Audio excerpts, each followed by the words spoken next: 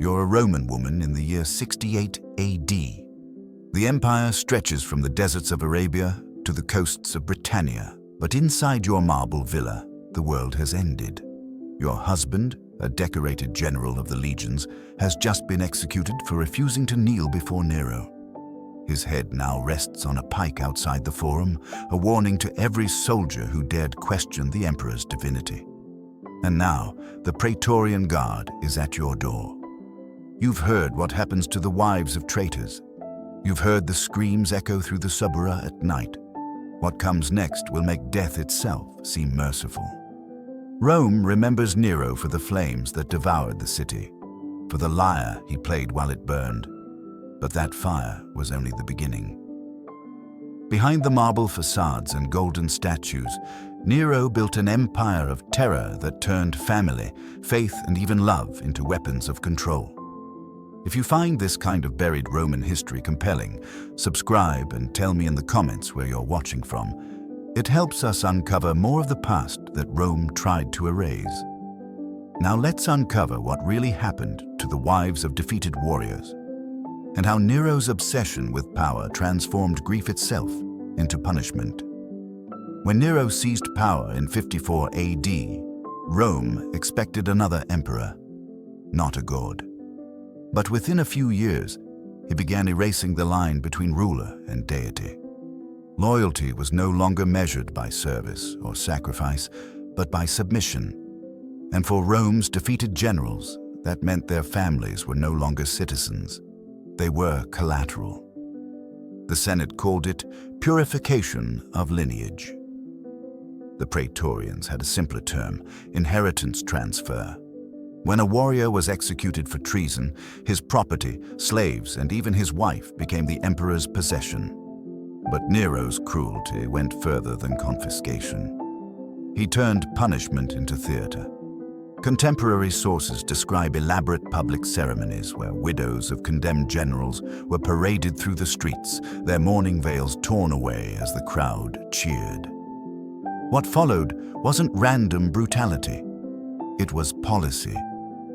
Nero established what court scribes called the Lex Domitia de Rebellibus, a decree that dictated the fate of every woman tied to a man accused of rebellion. The law authorized their re-education through devotion, a euphemism historians now recognize as one of the most systematic forms of psychological and physical exploitation in imperial history. These women were not executed. That would have been mercy. They were sent to the emperor's Domus Transitoria, a palace complex between the Esquiline and Palatine hills, repurposed into what Roman officials called centers of moral reform. To Nero, they were living reminders of his enemy's failure, trophies of loyalty reshaped through fear. Inside those marble halls, a new form of Roman punishment was born, one that weaponized beauty, motherhood, and memory itself. To the public, Nero's Domus Transitoria was a palace of unmatched splendor. Ivory columns, perfumed fountains, and mosaics that shimmered in torchlight. But beneath that beauty lay Rome's darkest institution. Behind the marble facades were sealed corridors the public never saw, chambers historians once mistook for storage vaults.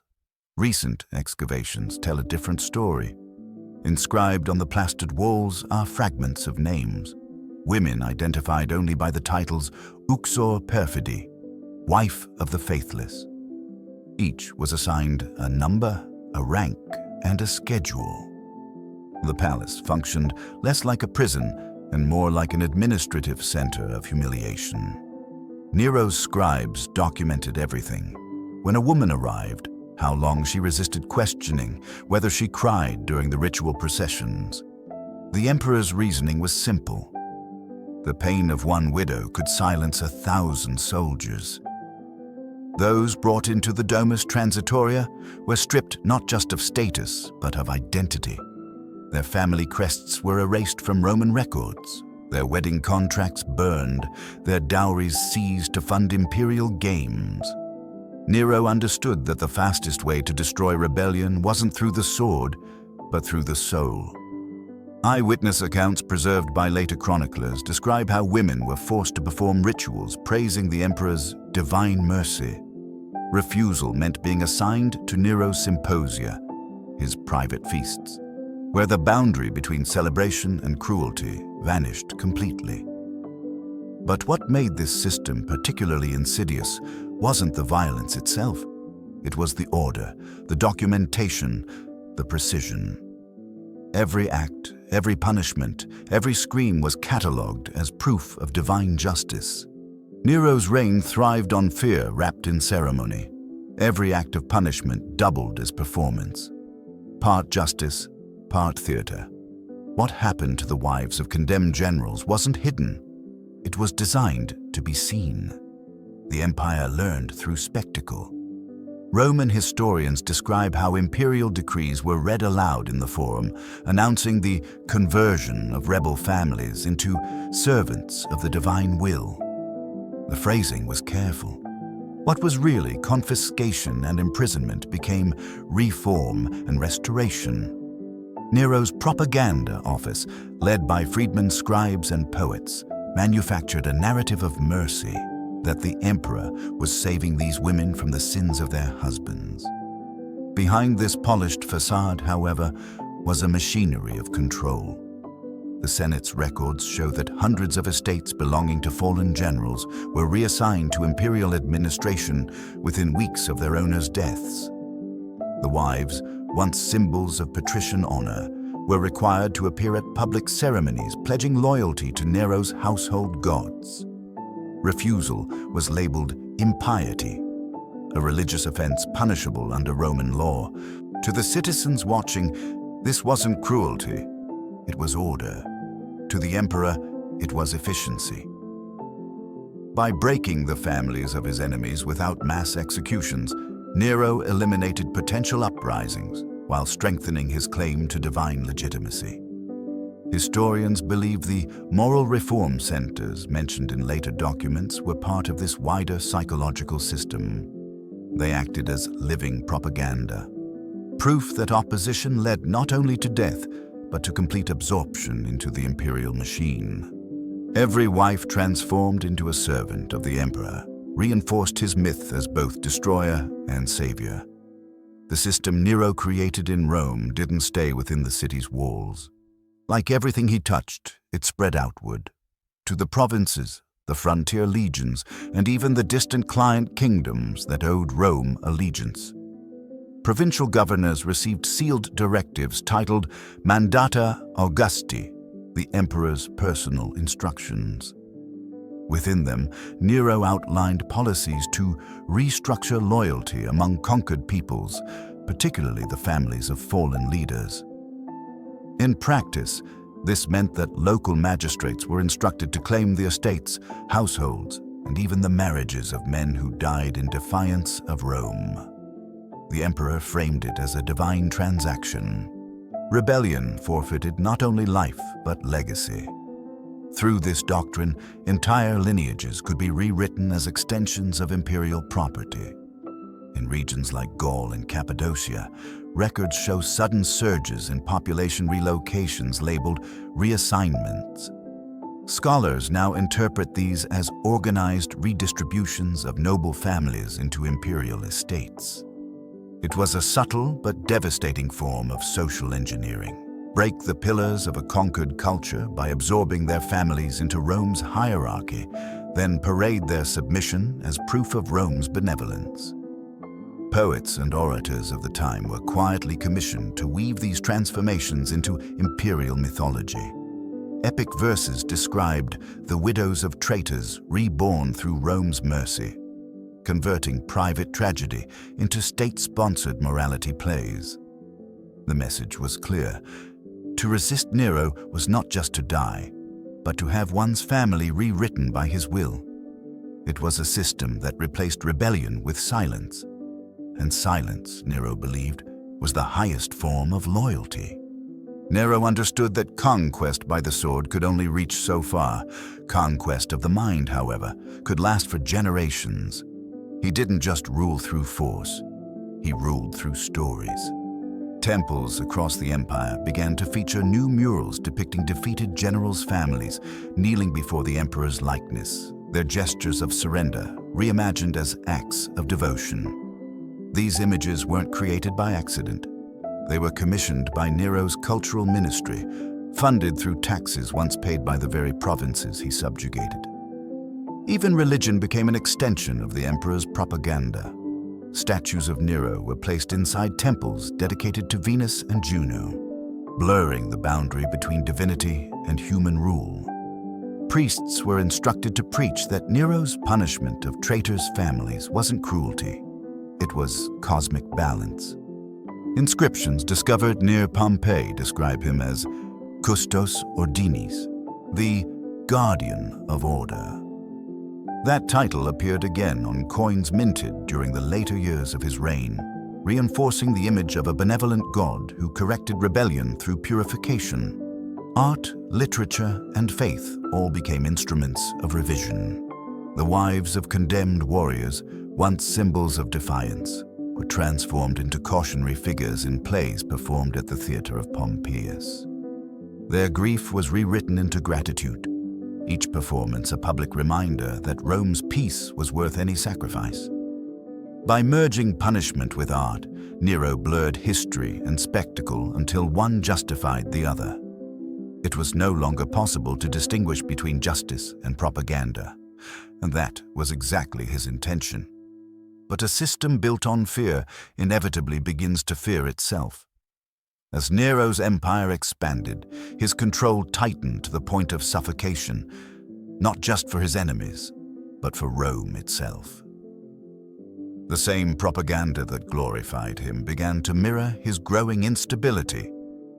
By 65 AD, whispers filled the Senate. The emperor no longer trusted anyone who had ever commanded a legion. The so-called Pisonian conspiracy, a rumored plot led by senators and officers, sent Nero into a frenzy. He ordered mass arrests, not only of suspected conspirators, but of their families. The logic he had once used against rebels abroad was now turned inward, against Rome's own elite. Suddenly, the wives of senators, poets, and generals found themselves facing the same decrees once reserved for conquered provinces. Their public status offered no protection. Nero's scribes revised imperial edicts overnight, redefining rebellion so broadly that even silence could be interpreted as defiance. Refusing to praise the emperor's divinity during festivals became a political crime. Fear seeped through every layer of Roman life. Senators recited hymns to Nero in trembling voices. Artists painted scenes of loyalty not out of inspiration, but survival. Families destroyed their own correspondence, knowing a careless word could be rewritten as treason. The emperor's machinery of control had grown so vast, so intricate, that it no longer needed justification.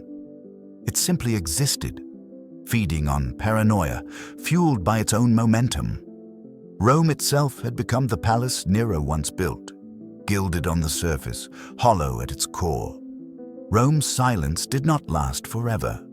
Beneath the marble calm of Nero's reign, small fractures began to form. Whispers in the markets, coded phrases in poetry, and graffiti scrawled on alley walls near the Circus Maximus. The people no longer believed the myth. They had seen too many reformed families vanish behind palace gates, too many public ceremonies end in forced devotion. Historians point to a subtle shift in tone during these years. The playwrights once commissioned to glorify Nero began writing tragedies about forgotten heroes and unjust gods. Sculptors quietly left imperfections in imperial statues, barely visible cracks that symbolized decay beneath perfection. Even in the temples, priests hesitated before uttering Nero's name alongside Jupiter's. Faith was fading, replaced by cautious resentment. Among the common people, resistance took the form of memory. Families began secretly preserving the names of those erased from official records, carving initials into hidden corners of tombs or whispering them during funerals. Women, once paraded as symbols of submission, became keepers of these forbidden lineages, passing stories to children who were never supposed to know their fathers' names. To an emperor obsessed with control, memory was rebellion.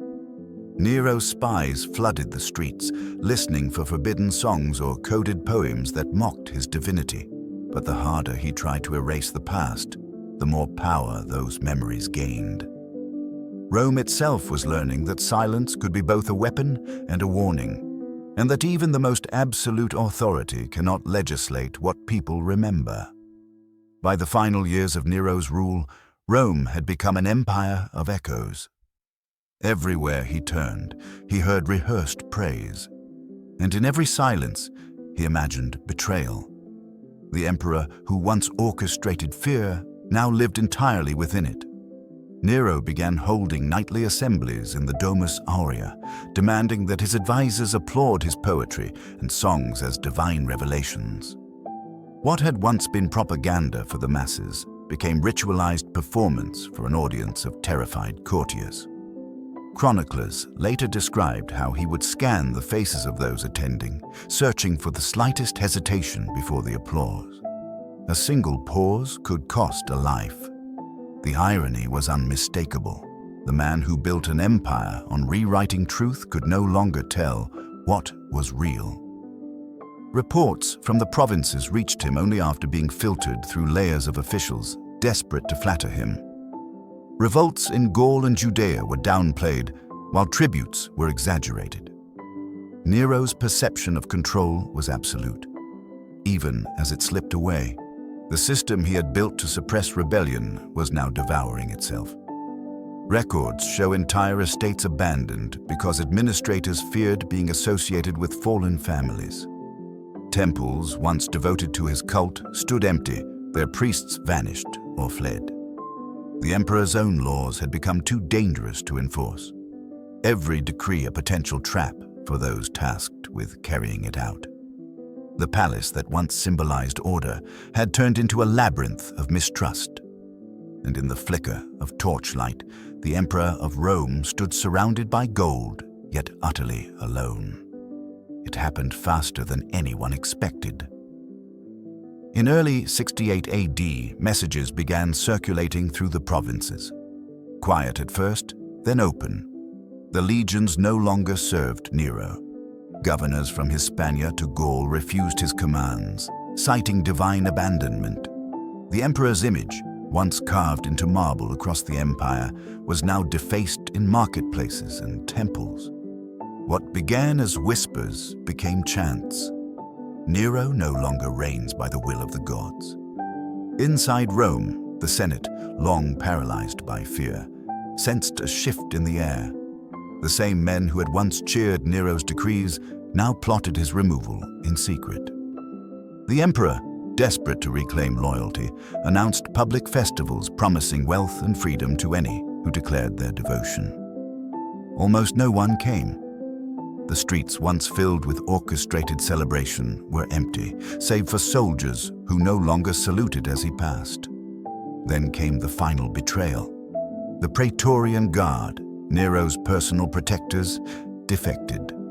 The very force that had once stormed the homes of traitors now turned against their master. When news reached Nero that they had joined the Senate's revolt, he fled his palace in disguise, accompanied by a handful of loyal servants. He hid outside the city in a villa once belonging to a freedman. There, surrounded by the silence of his collapsing world, Nero is said to have asked a single question: "Is there no one left who loves me?" The answer, history tells us, was silence. In the early dawn of June 9th, 68 AD, the last emperor of the Julio-Claudian line met the fate he had spent years inflicting on others. The Senate had already declared him an enemy of the state, Rome's most public form of erasure. Statues were toppled, his name struck from inscriptions, and the imperial seal reclaimed by the Praetorian commanders who had once sworn eternal loyalty. When word of his death reached the Forum, there were no riots, no mourning crowds, only relief. The same city that had trembled under his decrees now exhaled as if waking from a nightmare. To the senators, Nero's fall was justice. To the commoners, it was survival. Yet the silence that followed carried a heavier truth.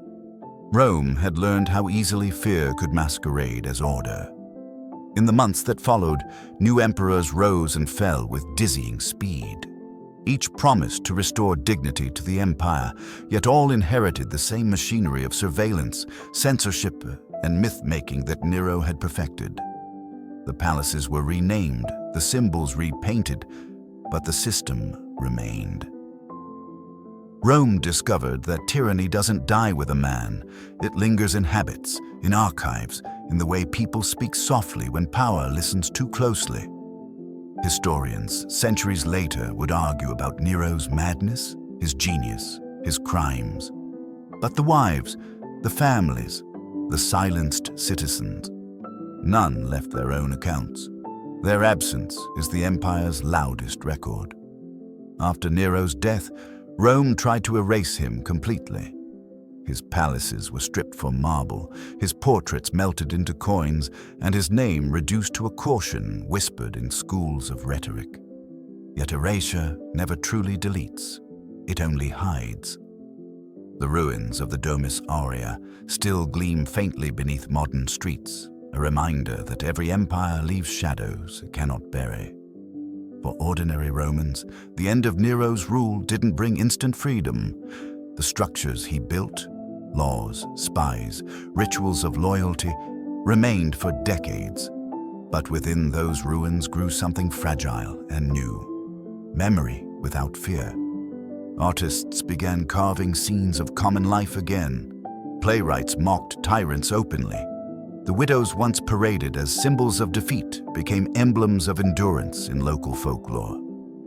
Rome, for all its grandeur, discovered resilience not in its armies, but in its survivors. Looking back now, Nero's reign reads like a mirror held up to power itself. It shows how easily fear dresses itself as stability, how quickly a society can mistake obedience for peace. His story isn't ancient. It's perennial. Every time a ruler demands worship instead of accountability, or when silence replaces truth, the ghosts of his empire stir again. And that's why we revisit it. History's darkest chapters aren't meant to shock. They're meant to warn. If you found this exploration of forgotten Roman history insightful, consider subscribing and let me know in the comments where you're watching from. It helps us keep uncovering the lessons that empires tried to hide. Time has done what rebellion could not. It has silenced the echo of Nero's voice. The marble that once bore his likeness has crumbled. The palaces that projected his grandeur are buried beneath centuries of dust. Yet the idea that fueled his reign, the belief that power grants ownership over others' lives, still lingers wherever fear replaces justice. Rome survived him, but not unchanged. The empire that once worshipped emperors learned, slowly and painfully, to distrust the illusion of divine rule. When later emperors tried to resurrect the cult of personality, the people remembered. The stories of confiscated families and vanishing citizens passed through generations like quiet prayers. Even centuries later, Christian chroniclers wrote of Nero not as a man, but as a symbol of what happens when authority forgets its humanity. Today, his name endures not in triumph, but in warning.